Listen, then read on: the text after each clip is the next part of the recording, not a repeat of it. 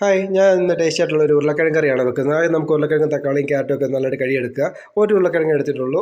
2 പേർ കഴിക്കാനുള്ള 2-3 പേർ കഴിക്കാൻ കിട്ടും. ഇഞ്ചി, വെളുത്തുള്ളി, ഒരു പച്ചമുളക് അതൊന്ന് അരിഞ്ഞ് ചതച്ചെടുക്കുക.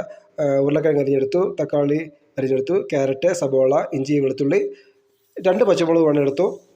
അത് നമുക്കൊരു കുക്കറിലോട്ട് വെച്ചിട്ട് നമുക്ക് ക്യാരറ്റും ഉരുളക്കിഴങ്ങും തക്കാളിയും കൂടെ ഒരു അരമുക്കാൽ കപ്പ് വെള്ളം ഒഴിച്ച് ഒരു 1/4 ടീസ്പൂൺ ഉപ്പും ഇട്ട് ഞാൻ 1/4 ടീസ്പൂൺ മഞ്ഞൾപ്പൊടിയും കൂടി ഇട്ട് ഇളക്കി ഒന്ന് 2 വിസിലടിക്കാനായിട്ട് വേവിക്കുകയാണ്. 2 വിസിലടിച്ചെടുത്താൽ മതി, 2 അടിക്കെടുത്താൽ മതി.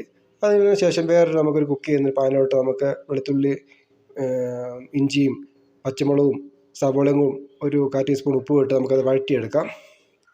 അത് ഒരു 2-3 മിനിറ്റ് ഒന്ന് അടച്ച് വെച്ച് വഴറ്റിയെടുക്കാം.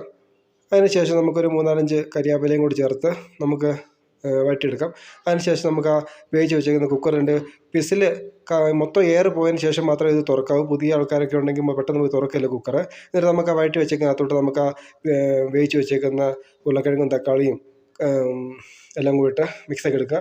ഞാൻ വേറെ പാനിലോട്ട് ഞാനിങ്ങനെ ഒരു 1/4 ടീസ്പൂൺ മഞ്ഞൾപ്പൊടിയും ഒരു 1/4 ടീസ്പൂണ് മുളക് പൊടി, പിന്നെ ഒരു 1/2 ടീസ്പൂണ് ചെറിയ സ്പൂണിന് മല്ലിപ്പൊടിയും കൂടി ചേർത്ത് മൂപ്പിച്ചെടുത്തിട്ടുണ്ട്.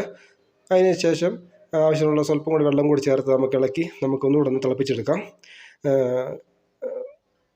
മുളക് പൊടി ചേർക്കേണ്ടാത്തവർക്ക് മുളക് പൊടി ചേർക്കേണ്ട, മല്ലിപ്പൊടിയും മഞ്ഞൾപ്പൊടിയും കൂടി മൂപ്പിച്ചെടുത്ത് ചേർത്താലും മതി. അതിന് ശേഷം നമുക്ക് വെളിച്ചെണ്ണയ്ക്കകത്ത് കടുക് പൊട്ടിച്ച് വറ്റൽമുളക് കൂടി പൊട്ടിച്ച് ഒഴിച്ച് കഴിഞ്ഞാൽ പിന്നെ നമ്മുടെ കറി റെഡിയായി കിട്ടിയിരിക്കുകയാണ്. നമുക്കൊന്ന് ടേസ്റ്റ് ചെയ്ത് നോക്കാം, ഉപ്പിന് കുറവുണ്ടെന്ന് നോക്കാം. ഉപ്പിന് കുറവുണ്ടെങ്കിൽ ഉപ്പ് കൂടി ചേർത്തിട്ട് ഒന്ന് ഇളക്കിയെടുത്ത് ടേസ്റ്റ് നോക്കി എടുത്തു കഴിഞ്ഞാൽ നമ്മുടെ കറി ഇവിടെ റെഡിയായി കിട്ടിയിരിക്കുകയാണ്. നല്ല ടേസ്റ്റായിട്ടുള്ള കറി തന്നെയാണ്. ഉറപ്പായിട്ടും നിങ്ങളിത് വീട്ടിൽ കുക്ക് ചെയ്ത് നോക്കുക. ചിലർക്ക് ഇത് മുളക് പൊടിയും കൂടി ചേർത്തിട്ടുള്ളത് കൊണ്ടാണ് ഇത് ഇച്ചിരി റെഡ് കളറായിട്ടിരിക്കുന്നത്. മുളക് പൊടി വേണ്ട, വൈറ്റ് കളർ വെള്ള കളറായിട്ടിരിക്കുന്നുണ്ടെങ്കിൽ മുളക് പൊടി ചേർക്കണ്ട.